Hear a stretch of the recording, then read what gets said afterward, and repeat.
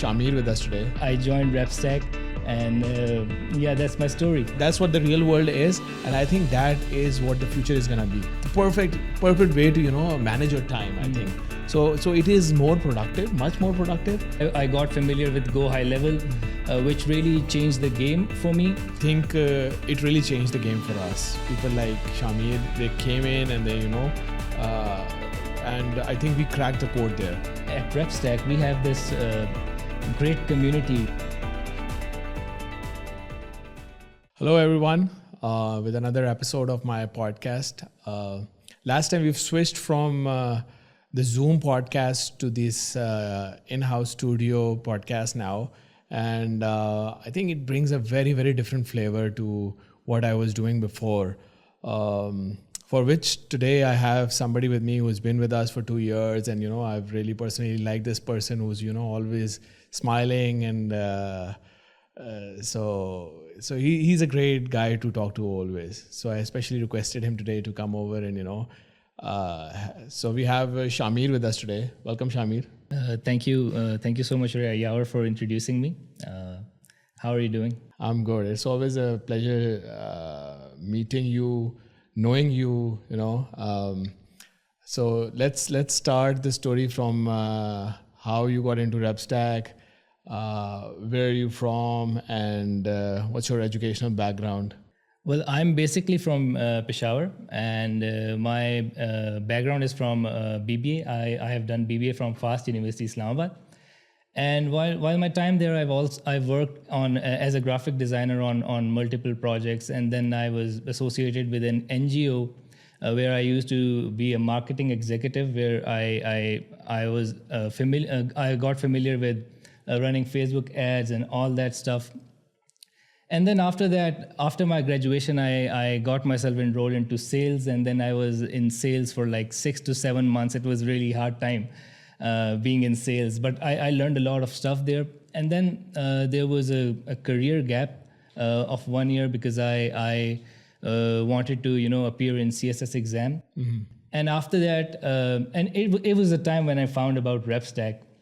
So it's actually a funny story because Yawer, in post-COVID world, in post-COVID era, like people weren't that much, in our culture that they weren't that much familiar with remote working. Yeah, definitely. So it was the case with me as well. People, like, I wasn't that much familiar with it. People around me weren't familiar with it.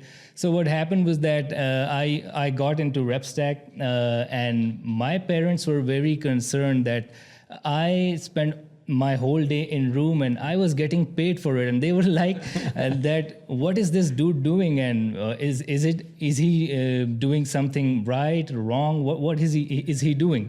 So basically, they used to ask me every day that, "Beta, what are you doing?" So I used to explain to them that I'm working as a digital marketer at this company, and this is my role, and I work on Facebook, I work on Go High Level, and all that. I'm learning that. And still, they weren't, they viewed me with an eye of doubt. And my grandmother to this date believes that I fix computers in my room. So it was that. But then slowly and gradually, when I was getting paid month by month consistently, and with all the great increment and bonus structures, they started, things changed from abnormal to new normal, and they started believing that, work from home is a thing, and it's not a scam. So that's how I joined RepStack, and that's my story. Awesome. So let me tell you, I have not asked him to discuss the bonuses and stuff, but yes, at RepStack, you're paid pretty well. So that is something that, we're proud of, that people are enjoying that. And the other thing that you talked about was working from home. And definitely, the generation before us, they didn't know that, work can be done from home. That was an alien concept to them. So even today, a lot of people ask me, all right, where is your office? And when I tell them that 250 people working from home, and they're like, what? What, a $3 million company working from home? What is this nonsense? But that's the way it is. That's what the real world is, and I think that is what the future is gonna be. More work from home, more remote working. I see a lot of places. I mean, I was in Thailand a couple of years ago, and if you've never been there, there's a place called Chiang Mai. It's supposed to be the digital nomads capital. So a lot of remote workers just go to Chiang Mai and work there. So they're partying as well, and all kind of enjoyment. But they work on their own timings. Everybody's working on their own timing. Sorry to cut you. You see, it's it's labeled as work from home, but it's actually work from anywhere. Yep. You can work from anywhere. Literally, you can work from valleys of mountains. You can work from a friend's place. You can work from a cafe. Exactly. And it's to me, I think it's more productive. Yeah, and it's practical as well. It's practical as well. If I have to go meet somebody, drive 20 minutes, meet with him on a coffee, we'll be asking about their parents, my kids, stuff like that. And then we'll actually come to the crux after an hour of labor. But when you're on Zoom, you'll just be all right, hi, how are you? And then you start straight away. So that's a lot of, noise cancellation. The perfect way to manage your time, I think. So it is more productive, much more productive, and especially in the market you're working, the US market. I think there is no room of chit chat and stuff like that, because it's a cutthroat market, I'll be honest. And I really a lot of praises for you guys who are doing that. And because I've worked in the European market as well, and then when I came to the US market, I saw this, and they're like cutthroat, no coffees, no chai shai, no nothing at all, just 8 hours of basic work, and then no work on the weekend. That's great. I mean, that's what you want, right? The best utilization of your time. So yeah. So you joined RepStack, I think 2 years some time ago, and then you were enrolled in RepStack Success Academy first. How was your experience with that? RepStack Success Academy, I think it was a great experience. In universities, I would like to especially talk about it. Like, a lot of people debate on this degree versus skill thing, and there's this gap between what they teach us at universities in academics and what the job market requires. So for me, a RepStack Success Academy have been a bridge to be relevant to the job market, and really cancel all those extra stuff, all those extra noises, and just stay focused on the skills that really matter. So while my time there, I learned a lot of different stuff, and most importantly, I got familiar with Go High Level, which really changed the game for me, because it was something different. It introduced me to the concept of modern marketing, how automation, how people can do a lot of stuff by one click. So I got familiar with it as well. I got familiar with how properly we can do ads and other stuff as well, and some concepts of sales as well.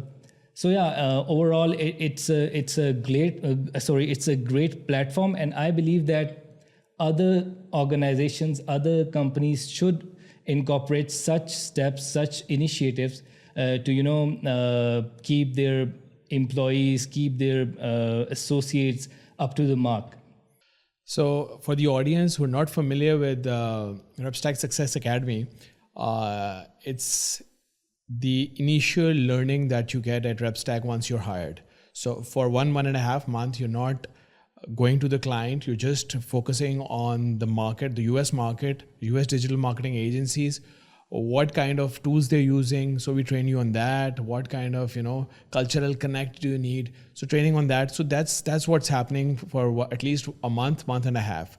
I think it really changed the game for us. People like Shamir, they came in and they, and I think we cracked the code there. That training was the integral part of building a great resource like him.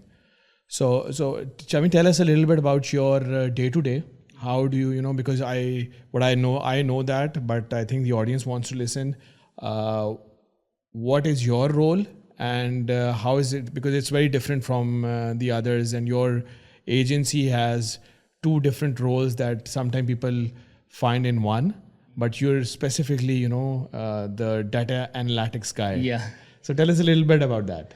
So my role with my client is very, fluid, because I'm working with multiple teams. With one team, I'm working as a data analyst, and with other team, I'm working on project management tasks. So for for data analytics, I basically create reports and do analysis on our post-launch campaigns that is run by my strategist. And then with the help of my reports, we as a team are able to identify that where are the problems in our campaigns that we launch, whether our campaign is a success or not. If not, then where are we lagging? Is it something wrong with the landing page? Is it something wrong with the ad creatives, or is it something wrong with the overall funnel? So what's that thing? Why specific thing is not meeting the goal KPI, or why it has met it? So based on this, my strategist is able to take next decisions. And with the other task, I'm also working as a project manager, where I basically act keep the logs of everything from our client side. I basically send them agendas. So I basically act as a communication channel between us as an agency and our clients. Okay, so you're doing the main data analysis work for the agency, which is great. I mean, basically it's into two parts. Usually one person is doing it. Now you two people doing it. So it's more focused on the analysis than on the Facebook ads and Google ads, which is great. Awesome. So tell us a little bit about your team. How big is your team? And how do you connect with them? Is it like every day that you have a call with them? How often are the calls and stuff like that? And how have you been, proactive in, in having a good cultural connect with them? So basically, I have two teams, and each of which consist of three people: a strategist, a project manager, a manager, and me. And then regarding meetings, like we have a meeting every week, every Monday. And I, regarding of cultural connect, I feel very, honored. I feel very humbled to be the first, like our team is basically a string of chains. Okay. And I feel very humbled to be the first part of that chain. Because if I am not, doing my work properly, then the rest of the team is gonna, take the blow. Yeah. So initially, when I was new, so I was someone who always wanted to do things way before deadlines. Okay. So when I was new, my strategist was training me. And on one day, like after training, like when I went live on my first task, so I used to join early, an hour early than my actual shift. My shift starts from around 9 a.m. Eastern, so I basically start around 8 a.m. Eastern, keeping in view the responsibility that my role had. So leading the team. Yeah, in leading the team, I was actually telling you about the cultural connect. So my strategist, when I didn't let them know that I am starting to do my task early. So when there was this one time that my strategist came into the meeting. And she told me that, okay, she shared her screen, and she was like, okay, now I'm telling you that these are your tasks for the day. And when she opened it, they were already completed. So the whole point what I'm saying is that at first, like they used to tell me that these are your tasks, this is what we expect from you. But then the whole thing changed to, I used to basically tell them that I have done this and I have observed this problem there, and you should, do something to fix this. Awesome. So I think what the crux of it is that proactivity is very important. Yeah, it's very I think important. in today's world, if you're gonna sit back and wait for work, then you will be always behind usually. But being proactive is something that will really help you in retaining the client as well, and of course doing good in your job as well. Shamir, tell us a little bit about how do you keep yourself updated with the latest trends. In digital marketing world, it's always changing. Every time there's something new coming up. GHL has literally every week something new coming up in their software. So how do you keep yourself updated? And it'll be nice to hear from somebody who's been with a client for so long. How do you do that? So basically, there are a couple of ways. We have, first of all, every week we have meetings where we discuss everything. What's new? What's the updated way of doing the traditional things. Secondly, we have at RepStack we have this great community in a channel by the name of Team RepStack, where people are always posting the latest trends. And we have also a channel called Cafe, where people are discussing new trends, what's latest in the industry. So I also use it as my resource. And apart from that, thirdly, there are Facebook groups, Facebook communities, where you can join those communities. Go High Level also has a Facebook community where people are using it as a forum to discuss new trends, and also their issues, and someone from some place is basically suggesting solutions. So it's basically everywhere. If you have that eye to catch the knowledge is everywhere. One of the good things that we're really proud of at RepStack is that there's a huge pool of people, 250 people that are behind you, and you can discuss anything with them. If you are a media buyer, you will have 30 to 40 media buyers there, and you can ask anybody for any kind of help. So there's a lot of knowledge in that room, if we call it. Yeah, and the thing is that they're super talented. Each one of them is deserve to be here at this podcast. And if you reach out to them, they'll not only help you, they'll make sure that you succeed at doing that thing. Awesome. It's so humbling to hear that. And I think we're coming to a close of this. So, somebody who's really, senior, of course, because you've been here for a while. What would you suggest people who are, starting off digital marketing, or who are at RepStack Success Academy right now? What do you suggest? What should be, their aim, their focus? How should they learn? What should be their goal for now? So for beginners who are new here, like I would suggest two things. That first is that you must have the right and pure intention to do certain stuff, because Yaar bhai, every person has different themes in their life. Like looking at you, your theme of life might be health. If a person is in a sound health, they can go places. This might be your theme.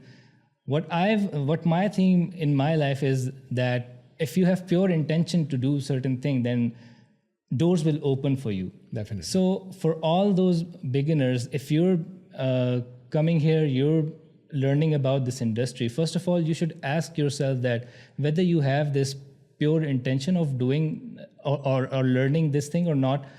And Athar bhai, you guys always talk about executive presence, being in your top-notch look. And I think that all such sort of things create an environment for you which helps you to get into that zone, in to get that pure intention to learn. So first of all, you should be in right intention of learning, and then secondly, it's I consider it very important, because if I have a chance to go back in my life, I will definitely implement this one, and it's fail fast. So try different things, learn new things, implement it, and instead of thinking of succeeding in one go, try to fail fast. Ask people for help. Ask those who have been through this. We have, as we discussed, we have communities, we have talented people. So try to fail fast so that you can reach up to the ladder quickly, and then you can succeed fast. It was great talking to you, Shamir. And we have a lot of people who are applying at RepStack.